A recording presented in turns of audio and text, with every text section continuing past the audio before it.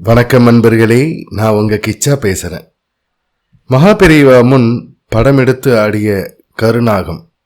பகவானே தம் பக்தர்களோட நேர்ல பேசின சம்பவம் எல்லாம் புராண காலத்துல நிறைய நடந்திருக்கு. மகாபெரிவாளோட வாழ்க்கையிலையும் அப்படி எத்தனையோ சம்பவங்கள் நடந்திருக்கு. அதுல ஒரு ஆச்சரியமான சம்பவத்தை தான் இந்த பதிவில் பார்க்க போறோம். ஸ்ரீரங்கம் கோயிலை பத்தி பலருக்கும் தெரியாத ஒரு விஷயத்த இந்த பதிவில் தெரிஞ்சுக்க போறோம். அந்த சம்பவம் பற்றி மேலும் நம்ம தெரிஞ்சுக்கிறதுக்கு முன்னால் நம்ம சேனலை இது வரைக்கும் சப்ஸ்கிரைப் பண்ணாதவங்க கண்டிப்பாக பெல் ஐக்கான் கிளிக் பண்ணுங்க, சப்ஸ்கிரைப் பண்ணுங்க. 1983 நடந்த சம்பவம் இது. அப்போது மகாராஷ்டிரா மாநிலத்தில் இருக்கிற சதாராவுக்கு விஜயம் பண்ணியிருந்தா மகாபெரியவா. அங்கே மகாகாவ் அப்படின்ற ஒரு கிராமத்தில் தங்கியிருந்தார். ரொம்ப எளிமையான இடம். அதில் ஒரு சின்ன ரூம். மகாபெரியவா நித்தியப்படி பூஜை அனுஷ்டானங்கள் செய்யறதுக்காக ஒதுக்கப்பட்டிருந்தது. அந்த அறைக்கு கதவு கூட கிடையாது, ஒரே ஒரு ஜன்னல் மட்டும்தான். மற்றபடி எல்லாருக்கும் தரிசனம் தரவும் மற்றவா தங்கிக்கவும் மாட்டு கொட்டகை ஒன்று தான் சுத்தப்படுத்தி ஒதுக்கியிருந்தா. அங்கே ஒரு நாள் மகாபெரியவா தினசரி அனுஷ்டான பூஜையை ஆரம்பித்த சமயத்தில் எங்கேயோ இருந்து ஒரு பெரிய கருநாகம் வேக வேகமாக வந்து மகாபெரியவா தங்கியிருந்த அறையினுடைய வாசலை மறைச்ச மாதிரி படத்தை விரிச்சுண்டு நின்று ஆட ஆரம்பிச்சிடுது. எல்லாருக்கும் ஒரே அதிர்ச்சி கூட பயமும் வேற. உள்ள மகாபெரியவா மெய் மறந்து பூஜை பண்ணிட்டு இருக்கா. கூப்பிட்டு சொல்லவும் முடியாது. பாம்பை விரட்டலாம்னா அதோட உருவம் கிட்ட நெருங்க முடியாத அளவுக்கு பயங்கரமாக இருந்தது. என்ன பண்ணுறதுன்னே புரியாமல் எல்லாரும் தவிச்சுட்டு இருந்த சமயத்தில் அந்த பாம்பு மெல்ல நகர்ந்து ஜன்னல்ல ஏறி உள்ளே நுழைஞ்சு பூஜை பண்ணிட்டு இருந்த மகாபெரியவா பக்கத்தில் போய் கொஞ்ச நேரம் அப்படியே ஆடாமல் அசையாமல் நின்றுடுது. புஸ் புஸ்ன்னு அது எழுப்பின சத்தம் எதிரொலி மாதிரி கேட்டுது.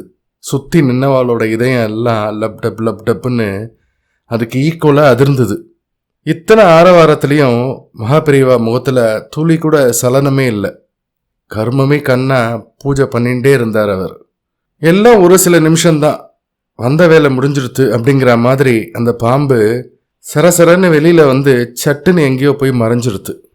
அதுக்கப்புறம் ரொம்ப நேரம் கழித்து பூஜையை முடிச்சுட்டு எழுந்தா மகாபெரியவா. எல்லாரும் பதட்டத்தோட பாம்பு வந்துட்டு போன விஷயத்த அவர்கிட்ட சொன்னா. ஆனால் கொஞ்சம் கூட மகாபெரியவா அதிர்ச்சியே இல்லாமல் எல்லாம் தெரியுங்கிற மாதிரி அமைதியாக கேட்டுண்டு ஒரு புன்னகை மட்டும் செஞ்சார். அவரோட அந்த தெய்வீக சிரிப்புக்கு என்ன அர்த்தம்னு அடுத்த நாள் தெரிய வந்தது. அன்னைக்கு மத்தியானம் மகாபெரியவாளை தரிசிக்க வந்தவாள்ல 2 பேர் ரொம்பவே பரபரப்பா இருந்தா. அந்த 2 பேர்ல ஒருத்தர் வந்து ரொம்ப பிஸியான இசையமைப்பாளர், இன்னொருத்தர் ஒரு தெய்வீக ஓவியர்.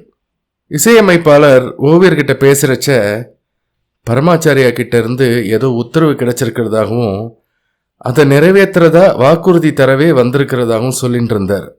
யார் அவங்க, என்ன வாக்குறுதின்னு சொல்றதுக்கு முன்னால ஒரு முக்கியமான விஷயத்த சொல்லிடுறேன். ஸ்ரீரங்கத்துக்கு ராஜகோபுர திருப்பணி நடந்துட்டு இருந்த காலகட்டம் அது. 13 நிலைகளோட கம்பீரமா அமைக்க திட்டமிட்டு இருந்தா. ஆனா அதுக்கான செலவு ரொம்பவே அதிகமா இருந்தது. ஒவ்வொரு நிலையும் கட்டுறதுக்கு ஒவ்வொருத்தர் பொறுப்பு ஏத்துன்னு இருந்தா. அந்த சமயத்துல ஒரு நிலைக்கான செலவை ஏத்துன்னு இருந்தவரால தவிர்க்க முடியாத காரணத்தினால அதை செய்ய முடியாத சூழல். அதனால அந்த பொறுப்பை வேற யாருக்காவது தர வேண்டிய கட்டாயம் வந்தது. இதையெல்லாம் விலக்கி அப்போ இருந்த ஜிஆர் சுவாமிகள் மகாபெரியவாளுக்கு கடிதம் எழுதியிருந்தார். லெட்டர் வந்ததுமே அந்த பொறுப்பை யார்கிட்ட ஒப்படைக்கிறதுன்னு யோசிச்சார் மகாபெரியவா. மடத்தில் இருந்தவெல்லாம் ஆளுக்கு ஒரு பெரிய மனுஷா பேரை சொன்னா.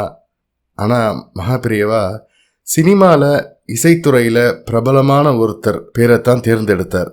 சரி, ஆளை தேர்ந்தெடுத்தாச்சு. அவர்கிட்ட எப்படி சொல்கிறது? அவர் சம்மதிப்பாரா மாட்டாரா? இப்படி எதுவுமே தெரியாத நிலையில தான் எங்கேயோ ஒரு கிராமத்தில் போக்குவரத்துக்கே கஷ்டமான பகுதியில் தங்கியிருந்த மகாபெரியவாளை தரிசிக்க வந்திருந்தார் மகாபெரியவா தேர்ந்தெடுத்த அதே பிரபலமான இசையமைப்பாளர். வரிசையில் வந்த அவர் மகாபெரியவாளை தரிசித்து நமஸ்காரம் பண்ணார். எதுவும் சொல்லாமல் அவர் ஆசீர்வதிச்ச மகாபெரியவா, ராத்திரி நேரமாயிடுத்து, இன்னைக்கு இங்கேயே தங்கிட்டு நாளைக்கு புறப்பட்டுக்கோங்க அப்படின்னு சொன்னார். அன்னைக்கு ராத்திரி வழக்கமாக தரிசனம் எல்லாம் முடிஞ்சதுக்கப்புறம் மகாபெரியவாலும் அந்த 2 பேரும் பேசிகிட்டே இருந்தா. அந்த இசையமைப்பாளரும் அந்த ஓவியரும் மகாபெரியவாலும். அப்போ இசைத்துறை சம்பந்தமாக ஓவியம் சார்ந்ததா வானத்தில் இருக்கிற நட்சத்திரங்கள் அப்படின்னு ஏராளமான விஷயங்களை அவ கூட பேசிட்டு இருந்தா. ஆனால் கோபுரம் கட்ட வேண்டிய விஷயத்தை பற்றி மகாபெரியவா எதுவுமே அப்போ சொல்லலை. மறுநாள் நித்திய கர்மா எல்லாம் முடிஞ்சது.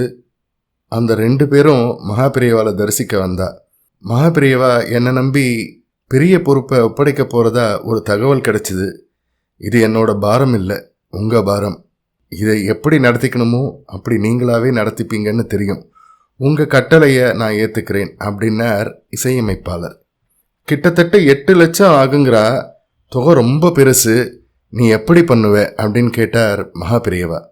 இதுக்குன்னே தனியாக 2 இசை நிகழ்ச்சி நடத்தலாம்னு இருக்கேன், வர்றதை அப்படியே கொடுத்துட்றேன், நிச்சயமாக முடியும் அப்படின்னு சொன்னார் இசையமைப்பாளர். இதை சொன்ன இசையமைப்பாளரை ஆசீர்வதித்து ஒரு மாம்பழத்தை பிரசாதமாக கொடுத்து அனுப்பினார் மகாபெரியவா. ரொம்ப சந்தோஷமா புறப்பட்டா அவ 2 பேரும். சொன்னபடியே செஞ்சு முடிச்சார் அந்த இசையமைப்பாளர்.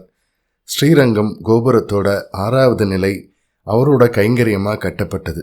எல்லாம் முடிஞ்சு ஸ்ரீரங்கம் கோபுரம் கட்டி முடிச்சு கும்பாபிஷேகம் நடந்த சமயத்தில் மடத்துக்கு பிரசாதம் வந்தது. அன்னைக்கும் ஒரு பாம்போட நடமாட்டம் கண்ணில் பட்டதா எல்லாரும் சொல்லிண்டா. அப்போதான் புரிஞ்சுது, மகாகாவில் மகாபெரியவா பூஜை பண்ண சமயத்தில் பெரிய பாம்பு வந்தது இல்லையா, கருநாகம். ஸ்ரீரங்கத்தில் இருக்கிற அரங்கநாதரை தன்னோட அணையாக இருந்த ஆதிசேஷனை அனுப்பி தனக்கு வேண்டியதை தானே கேட்டு வாங்கிக்க பெரியவா கிட்ட பேசியிருக்கலாங்கிறது. எல்லாம் சரி, ஸ்ரீரங்கம் கோபுரத்தில் இருந்த 6ஆம் நிலைய மகாபெரியவா அணைப்படி கட்டித்தந்த அந்த இசையமைப்பாளரும் அவருடன் வந்த அந்த தெய்வீக ஓவியரும் யார்? திரு இளையராஜாவும் ஓவியர் சிற்பியும் தான். ஜெய ஜெய சங்கர ஹர ஹர சங்கர. இந்த பதிவு உங்களுக்கு பிடிச்சிருந்தா லைக் பண்ணுங்க, ஷேர் பண்ணுங்க, கமெண்ட் பண்ணுங்க, மறக்காம பெல் ஐக்கான் கிளிக் பண்ணுங்க, சப்ஸ்கிரைப் பண்ணுங்க. நன்றி அன்பர்களே.